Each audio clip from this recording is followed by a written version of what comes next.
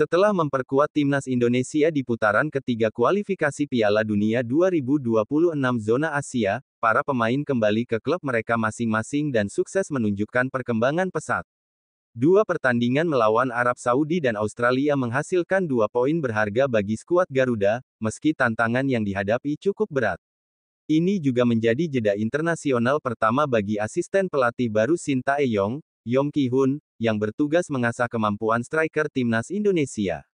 Yong Ki-hun, mantan striker timnas Korea Selatan, bertugas sebagai pelatih penyerang di timnas Indonesia. Perannya sangat krusial, mengingat skuad Garuda sering dikritik karena minim gol atau kesulitan memanfaatkan peluang. Dalam 2 laga kontra Arab Saudi dan Australia, Indonesia hanya mampu mencetak 1 gol melalui Ragnar Oratmangun, satu-satunya striker yang mencatatkan namanya di papan skor. Meski begitu, ada secercah harapan dari Yong Ki-hun. Ia melihat bahwa para striker Indonesia sebenarnya memiliki potensi besar yang masih perlu diasah. Sebelum laga melawan Arab Saudi dan Australia, Ki-hun mengaku terkejut dengan kekuatan fisik para striker timnas Indonesia yang berkarir di Liga 1. Jujur, saya pikir tadinya para striker timnas Indonesia kurang power.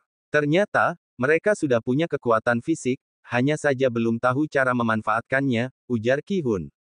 Ki-hun menekankan bahwa masalah terbesar adalah keseimbangan tubuh dan penguasaan bola yang masih kurang, sehingga sering kehilangan bola. Namun, dalam waktu singkat, ia mulai melihat perubahan positif. Setelah kembali ke Liga 1, para striker mulai membuktikan bahwa mereka memang memiliki power luar biasa, sebagaimana yang dikatakan oleh Ki-hun.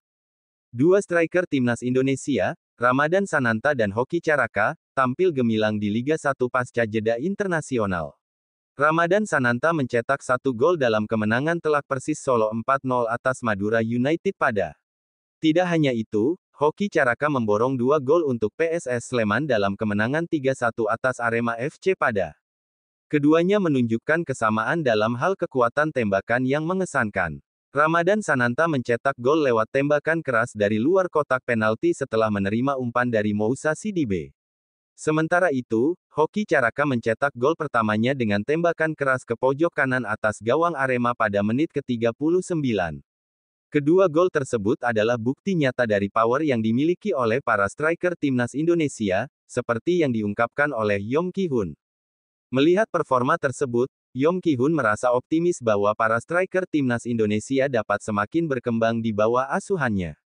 Balance-nya yang agak kurang dan sering kehilangan bola, tapi dari latihan 2 hari, sudah ada perubahan, ujar Ki-hun setelah 2 sesi latihan bersama timnas Indonesia.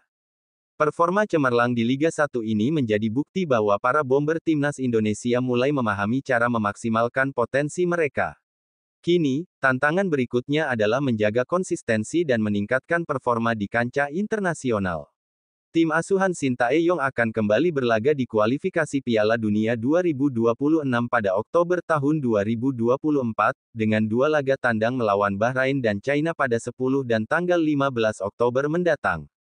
Perkembangan ini tentu menjadi angin segar bagi timnas Indonesia. Kehadiran Yong Ki-hun sebagai asisten pelatih yang fokus pada striker diharapkan dapat terus meningkatkan kemampuan para penyerang, membawa Indonesia ke level yang lebih tinggi di panggung Asia. Dengan dukungan dari Shin Tae-yong dan tim pelatih lainnya, para bomber Garuda diharapkan mampu menjawab tantangan dalam pertandingan-pertandingan besar yang akan datang.